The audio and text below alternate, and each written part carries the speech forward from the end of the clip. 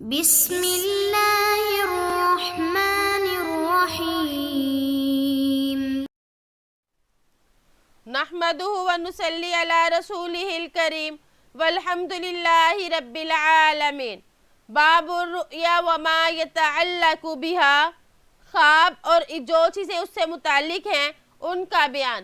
امام نووی رحمہ اللہ اس باب میں خواب اور خواب سے متعلق جو چیزیں ہیں ان کو بیان فرمائیں گے کہ خواب کی شرعی حیثیت کیا ہے اور خواب کے کتنے اقسام ہیں، اچھا خواب آئے تو کیا کرنا چاہیے، اسی طرح برا خواب آئے تو شریعت میں اس کے بارے میں کیا حکم ہے، کیا کرنا چاہیے۔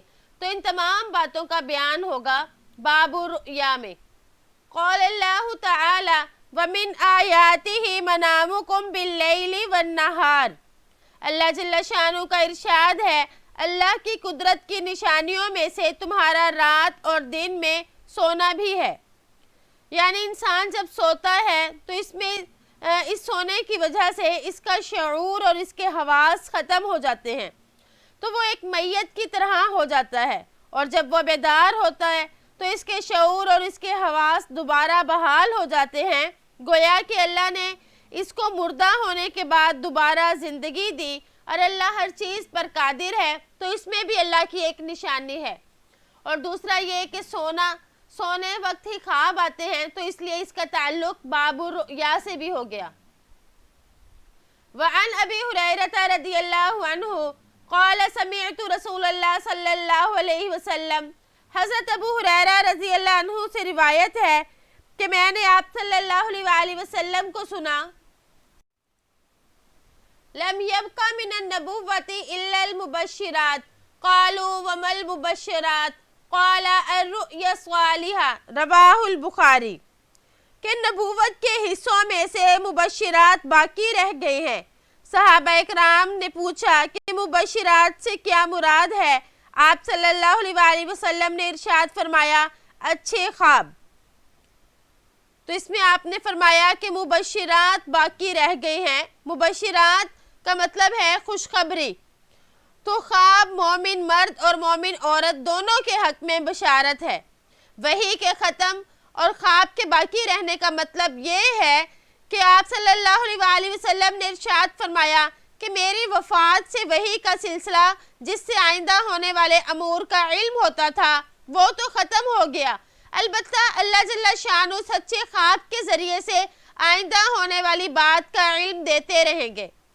تو اس پر ایک سوال یہ پیدا ہوا کہ خواب تو سارے کے سارے اچھے نہیں ہوتے، بلکہ بعض خواب برے بھی آتے ہیں، ڈراؤنے بھی ہوتے ہیں، تو ان کو مبشرات کیوں کہا؟ کیونکہ سارے ہی تو خوشخبریاں دینے والے نہیں ہوتے۔ تو یہاں پر آپ صلی اللہ علیہ وسلم نے ان کو مبشرات تغلیباً کہا، جیسے والدین کہا جاتا ہے، حالانکہ اس میں والدہ بھی آتی ہے، والد والدہ دونوں کو جمع کر کے والدین تغلیباً کہا جاتا ہے۔ اسی طرح اس حدیث میں مبشرات کہہ دیا، لیکن اس سے آئندہ کے تمام ہی حالات مراد ہیں۔ تمام سے مراد یعنی اچھے حالات بھی آ سکتے ہیں اور اس میں برے حالات بھی آ سکتے ہیں۔ وعنہ ان النبی صلی اللہ علیہ وسلم قال اذا اقترب الزمان لم تکد رؤیا المؤمن تکذب ورؤیا المؤمن جزء من 46 جزءا من النبوة متفق علیہ وفی روایت وَأَصْدَقُكُمْ رُؤْيَا أَصْدَقُكُمْ حَدِيثًا، انہی سے یعنی حضرت ابو ہریرہ رضی اللہ عنہ سے روایت ہے کہ نبی کریم صلی اللہ علیہ وسلم نے ارشاد فرمایا جب زمانہ قریب ہو جائے گا یعنی قیامت کے قریب ہو جائے گا تو مومن کا خواب جھوٹا نہیں ہوگا، اور مومن کا خواب نبوت کا 46واں حصہ ہے۔ اور ایک روایت میں ہے زیادہ سچا خواب اس کا ہوتا ہے جو زیادہ سچی بات کہتا ہے۔ تو اس حدیث مبارک میں یہ بتایا جا رہا ہے کہ قرب قیامت یعنی قیامت کے نزدیک مومنین کے خواب سچے خواب ہوں گے، اور دوسرا ان کے خوابوں کو فرمایا کہ یہ نبوت کا 46واں حصہ ہے۔ تو اس سے ان کے سچے خوابوں کی فضیلت اور منقبت کو بیان کرنا مقصود تھا کہ اچھا خواب جو ہے حقیقت میں نبوت کا ایک عکس ہے۔ اگرچہ اس خواب کا دیکھنے والا غیر نبی ہوتا ہے، لیکن اللہ تعالیٰ کا وہ پیارا ہے کہ اللہ پاک نے جس طرح نبی انبیاء پر اللہ تعالیٰ انبیاء کو پہلے ہی کسی بات کا علم دے دیتے ہیں، اسی طرح اس سچے خواب کے ذریعے ان لوگوں کو بھی ایک اشارہ ملتا ہے۔ اب اس میں ایک یہ بات ہے کہ اس حدیث میں فرمایا کہ 46واں حصہ ہے، لیکن ایک دوسری روایت میں 26واں کا ذکر ہے، اور اسی طرح ایک میں 74 اور ایک میں 24 کا عدد بھی منقول ہے۔ تو یہ ان کا اختلاف کیوں ہے؟ تو اس کا جواب، اس کے کئی جوابات دیے، لیکن اس کا ایک صاف ستھرا جواب محدثین یہ دیتے ہیں کہ اس کا صحیح علم صاحب شریعت کو ہے۔ اور ایک دوسرا جواب حافظ ابن حجر رحمہ اللہ نے اپنی کتاب میں جو شرح بخاری ہے، اس کتاب میں انہوں نے یہ جواب دیا کہ 46ویں کا جواب یہ ہے کہ نبوت سے پہلے آپ صلی اللہ علیہ وسلم کو 6 ماہ تک سچے خواب آتے رہے، اس کے بعد پھر وحی کا سلسلہ شروع ہوا، یعنی آپ کو اللہ تعالیٰ نے نبوت عطا فرمائی، 6 ماہ بعد 6 ماہ سچے خواب آئے، پھر نبوت ملی، اور نبوت کا یہ سلسلہ 23 سال تک جاری رہا۔ تو اس 23 سال کا 46واں حصہ اگر نکالا جائے تو وہ بنتا ہے 6 ماہ۔ گویا کہ وہ جو خواب والا عرصہ تھا جو 6 ماہ ہے، وہ اس کا 46واں حصہ بنا۔ تو لیکن اس جواب سے زیادہ بہتر وہی جواب ہے کہ اس کا صحیح علم صاحب شریعت کو ہے، یعنی واللہ عالم۔ وعنہ قال قال رسول اللہ صلی اللہ علیہ وسلم من رآنی فی المنام فسیرانی فی الیقظہ او کانما رآنی فی الیقظہ لا یتمثل الشیطان بی، متفق علیہ۔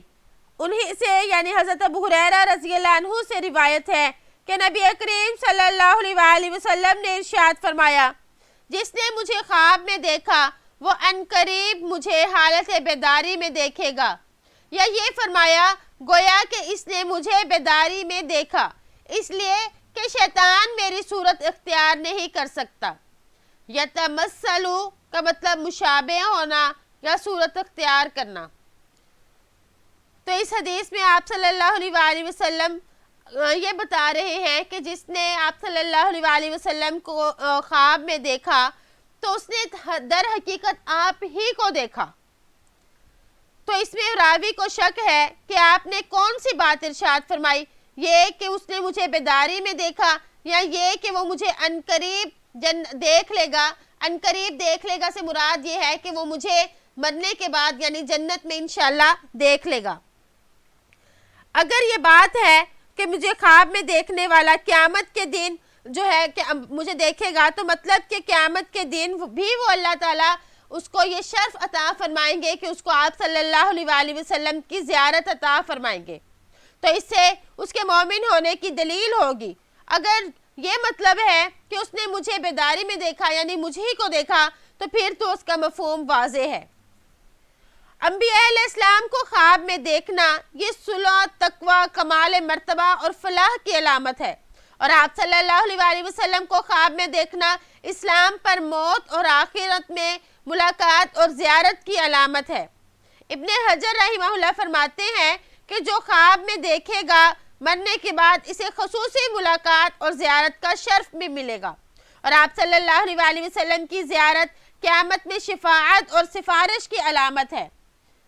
مگر یہ بات بھی یاد رکھنی چاہیے کہ جس شخص کو آپ صلی اللہ علیہ وسلم کی خواب میں زیارت نہیں ہوئی، وہ یہ نہ سمجھے کہ شاید میرے دین میں کوئی نقص ہے، کوئی کمی ہے، بلکہ یہ فرمایا کہ جس کو زیارت ہوئی اس کی تو یہ دین کے کامل ہونے کی ایک نشانی ہے، لیکن اس کے علاوہ بھی کئی نشانیاں ہیں۔ یہ نہیں کہ جس نے زیارت نہیں کی تو اس کے دین میں کمی ہی کمی ہے، اس کا دین کامل ہی نہیں، تو اس طرح سے بھی نہیں سوچنا چاہیے۔ پھر آپ صلی اللہ علیہ وسلم نے فرمایا کہ شیطان میری صورت اختیار نہیں کر سکتا، لا یتمثل الشیطان بی، کہ آپ کی زیارت کرنے والے نے آپ کی ہی زیارت کی۔ شیطان آپ کی صورت میں خواب میں آ ہی نہیں سکتا، کیونکہ آپ صلی اللہ علیہ وسلم امام خیر اور ہدایت ہیں، اور شیطان امام شر اور ضلالت ہے، اور یہ ایک دوسرے کی ضد ہیں۔ تو گویا کہ آپ صلی اللہ علیہ وسلم کی شکل اختیار کرنے پر اللہ تعالیٰ نے اس کو قدرت نہیں دی. تو آپ صلی اللہ علیہ وسلم نے فرمایا جس نے مجھے دیکھا تو وہ میں ہی ہوں گا, وہ شیطان کی طرف سے کوئی دھوکہ نہیں ہوگا. وعن ابی سعید خدری رضی اللہ عنہ انہ سمع النبی صلی اللہ علیہ وسلم یقول اذا رأى احدکم رؤیا یحبها فانما هي من اللہ فلیحمد اللہ علیہا فلیحدث بہا. حضرت ابو سعید خدری رضی اللہ عنہ سے روایت ہے کہ انہوں نے نبی کریم صلی اللہ علیہ وآلہ وسلم کو فرماتے ہوئے سنا کہ جب تم میں سے کوئی شخص پسندیدہ خواب دیکھے تو وہ اللہ کی طرف سے ہے, پس وہ اس پر اللہ کی حمد کرے اور اسے بیان کر دے. وفی روایت فلا یحدث بها الا من یحب, اور ایک روایت میں ہے پس اسے ایسے لوگوں کے سامنے بیان کرے جو اس سے محبت رکھتے ہیں. وَإِذَا رَأَى غَيْرَ ذَلِكَ مِمَّا يَكْرَهُ فَإِنَّمَا هِيَ مِنَ الشَّيْطَانِ, اور جب اس کے برعکس ناپسندیدہ خواب دیکھے تو وہ شیطان کی طرف سے ہے. فَلْيَسْتَعِذْ مِنْ شَرِّهَا وَلَا يَذْكُرْهَا لِأَحَدٍ فَإِنَّهَا لَا تَضُرُّهُ, پس وہ اس کے شر سے پناہ مانگے, کسی کے سامنے اسے بیان نہ کرے, اس طرح وہ اسے نقصان نہیں پہنچا سکے گا. تو آپ صلی اللہ علیہ وآلہ وسلم نے اچھے اور برے خواب کے متعلق آداب بتا دیے کہ اگر کسی کو اچھا خواب آئے تو وہ اچھا خواب در حقیقت اللہ کی طرف سے ایک خوشخبری ہے مومن بندے کے لیے. تو مومن بندے کو بھی چاہیے کہ جب وہ اچھا خواب دیکھے تو اسے ایسے شخص کے سامنے بیان کرے جس کے بارے میں آپ کو یقین ہے کہ یہ میرا مخلص دوست ہے, کیونکہ اگر وہ اس کی کوئی غلط تعبیر بتا دے گا تو پھر وہ ایسا ہی ہو جائے گا. اس لیے کسی اپنے پیارے کو سنانا چاہیے جس کے بارے میں یہ یقین ہو کہ وہ مجھے انشاءاللہ اس کی اچھی ہی تعبیر دے گا. اور اگر پھر دوسرا بتایا کہ اگر خواب برا ہو تو وہ شیطان کی طرف سے ہے تو اس سے پناہ مانگنی چاہیے. تو یہاں پر در حقیقت خواب کے 3 آداب اس حدیث سے معلوم ہوئے. نمبر 1 کہ الحمدللہ کہے, نمبر 2 اللہ کی تعریف کرے, نمبر 3 اس کو کسی عالم یا کسی خیر خواہ کے سامنے بیان کرے. یہ اچھے خواب کے متعلق ہوگی 3. اور پھر فرمایا جب اس کے علاوہ ہو تو وہ شیطان کی طرف سے جو خواب ہوگا تو اس کے متعلق آپ صلی اللہ علیہ وآلہ وسلم نے یہ بتایا کہ اس کو کسی کے سامنے ذکر نہ کرے, بلکہ اس کے لیے اس خواب سے انسان کو شیطان کیونکہ پریشان کرنا چاہتا ہے تو اس سے شیطان کو بہت خوشی ہوتی ہے جب انسان اس کی وجہ سے پریشان رہتا ہے. تو آدمی بدگمانی میں مبتلا نہ ہو ایسے خوابوں کی وجہ سے, ایسے ہی اللہ تعالیٰ سے نا امیدی میں نہ مبتلا ہو. تو فرمایا کہ جس طرح صدقہ خیرات مال کی حفاظت کرتے ہیں اسی طرح صدقہ خیرات کرنے کے ذریعے ان برے خوابوں کے شر سے بھی انسان محفوظ ہو جاتا ہے. تو اس لیے اگر اس طرح کے برے خواب آئیں تو پھر ان کے شر سے محفوظ ہونے کے لیے کوئی صدقہ خیرات کر دیں یا استغفار کر دیں. اور اسی طرح اگلی حدیث میں بھی آ رہا ہے کہ برے خواب کے وقت کیا کیا جائے. وعن ابی قتادہ رضی اللہ عنہ قال قال النبی صلی اللہ علیہ وسلم الرؤیا الصالحۃ وفي الرواية الرؤيا الحسنة من الله والحلم من الشيطان فمن رأى شيئا يكرهه فلينفس عن شماله 3 وليتعوذ من الشيطان فإنها لا تضر. متفق عليه. النفس نفخ لطيف لا ريق معه. حضرت ابو قتادہ رضی اللہ عنہ سے روایت ہے کہ نبی کریم صلی اللہ علیہ وآلہ وسلم نے ارشاد فرمایا کہ نیک خواب, اور ایک روایت میں ہے اچھا خواب اللہ کی طرف سے ہے اور برا خواب شیطان کی طرف سے ہے. پس جو شخص کوئی ناپسندیدہ خواب دیکھے تو اپنی بائیں جانب 3 مرتبہ پھونک دے اور شیطان سے پناہ مانگے, پس یہ خواب اسے نقصان نہیں پہنچائے گا. النفس, نفس ایسی غیر محسوس پھونک کو کہتے ہیں جس میں تھوک نہ ہو. اس میں فرمایا کہ اچھا خواب جو ہے وہ اللہ کی طرف سے ہے, یعنی خواب کو ایک حدیث میں جیسے کہ ہم نے پیچھے پڑھ چکے کہ مبشرات بھی کہا گیا تو فرمایا لہم البشرا کے لفظ سے قرآن کریم میں اسی جانب اشارہ ہے اور اسی کو نبوت کا 46واں حصہ بھی بتلایا گیا۔ اب دیکھیں کہ جو اچھا خواب تھا رؤیا الحسنہ، اس کے لیے جو ہے رؤیا کا لفظ استعمال ہوا، یعنی رؤیا الحسنہ کا لفظ۔ اسی طرح جو برا خواب تھا اس کے لیے حلم کا لفظ استعمال ہوا۔ تو عربی میں کی اصطلاح میں یا بلکہ شریعت کی اصطلاح میں رؤیا اچھے خواب کے لیے آتا ہے اور حلم جو ہے یہ برے خواب کے لیے استعمال ہوتا ہے۔ تو آپ صلی اللہ علیہ وآلہ وسلم نے اس حدیث مبارک میں برے خواب دیکھنے کے بعد اس کے حل کے لیے ایک علاج بتایا، ایک طریقہ بتایا۔ وہ یہ تھا کہ بائیں جانب 3 مرتبہ پھونک دے اور شیطان سے پناہ مانگے۔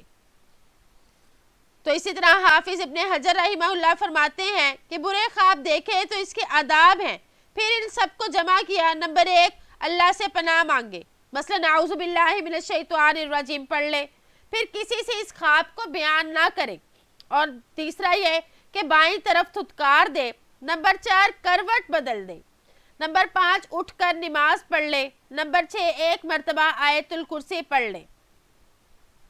اور اگر اس نے یہ سب کچھ کر لیا تو انشاءاللہ اب یہ برے خواب کے اثرات سے محفوظ رہے گا۔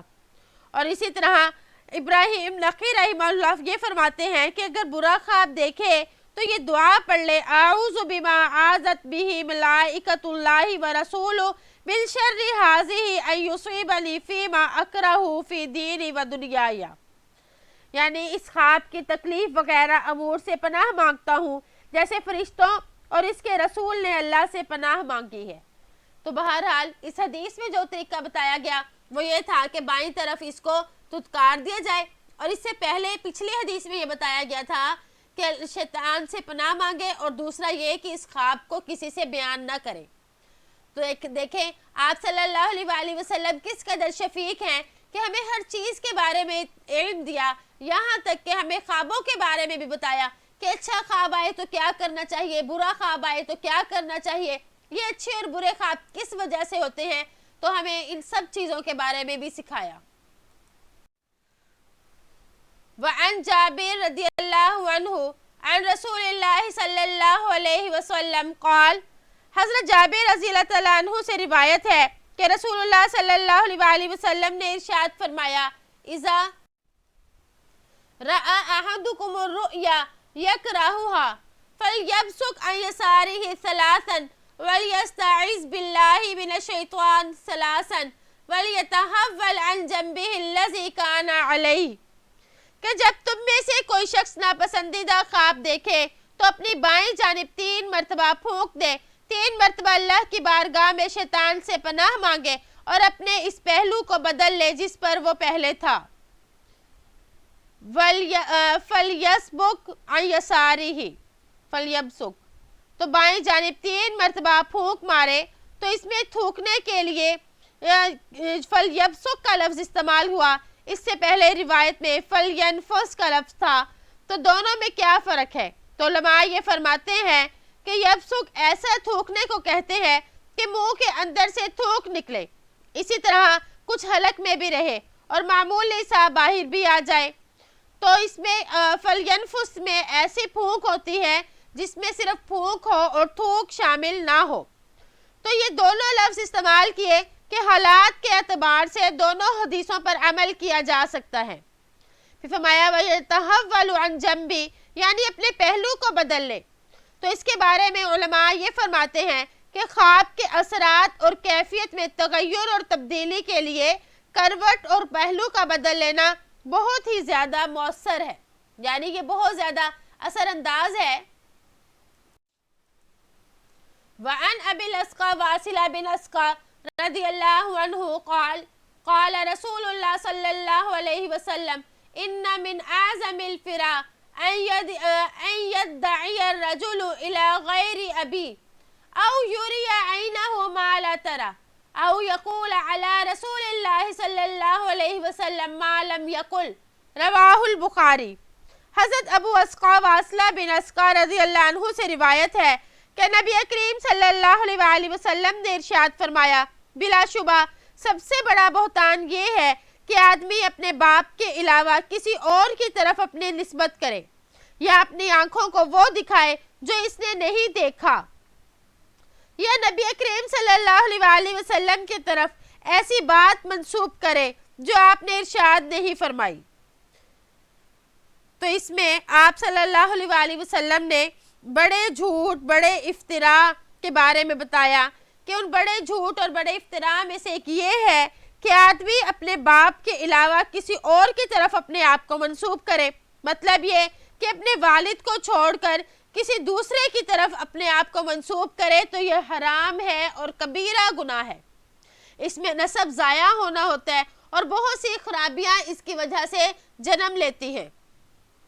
پھر فرمایا یہ اپنی آنکھوں کو وہ کچھ دکھائے جو اس نے نہیں دیکھا، تو اس کا مطلب یہ کہ اس نے خواب میں کچھ دیکھا نہیں مگر دعویٰ کرتا پھرے کہ مجھے اللہ تعالیٰ نے خواب میں یہ بات دکھلائی ہے، تو یہ بھی بڑا کبیرہ گناہ ہے، اس کو بھی بڑا بہتان فرمایا، کیونکہ خواب کو وحی کا ایک قائم مقام بتایا، وحی کا بتایا کہ 46واں حصہ ہے، تو اس کا تعلق اللہ جل شانہ سے ہے۔ بس گویا اس جھوٹے خواب بنانے والے نے اللہ جل شانہ پر الزام لگایا کہ اللہ نے مجھے یہ دکھایا اور اس طرح سے کیا۔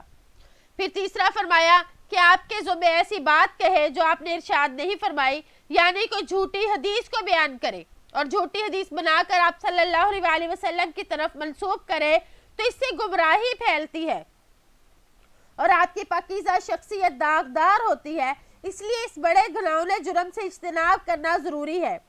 اور یہ بھی با اتفاق حرام ہے کہ ایک دوسری روایت میں فرمایا گیا کہ جو نبی کریم صلی اللہ علیہ وسلم کی طرف ایسی بات منسوب کرے جو نبی نے نہیں فرمائی تو وہ اپنا ٹھکانہ جہنم میں بنا لے۔ تو اس سے معلوم ہوا کہ نبی کی طرف کوئی ایسی بات منسوب کرنا سخت گناہ ہے اور اس سے ہمارے دین کا بھی بہت زیادہ نقصان ہوگا۔ تو امید ہے کہ آپ کو آج کا سبق سمجھ آ گیا ہوگا۔ اس میں ہم نے خوابوں کے متعلق پڑھا کہ خواب جو ہے اس کی کتنی اقسام ہے۔ خواب کی 2 اقسام ہو گئی، ایک اچھے خواب اور دوسرے برے خواب۔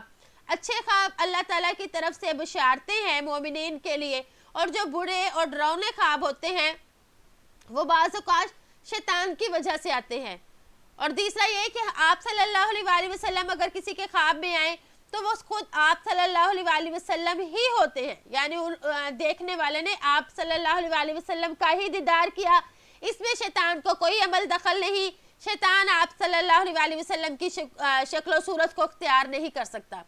پھر ہم نے اس میں آداب پڑھے کہ اچھا خواب آئے تو اس کے کیا آداب ہیں، برا خواب آئے تو اس کے کیا آداب ہیں، تو ہم نے ان احادیث میں یہی پڑھا۔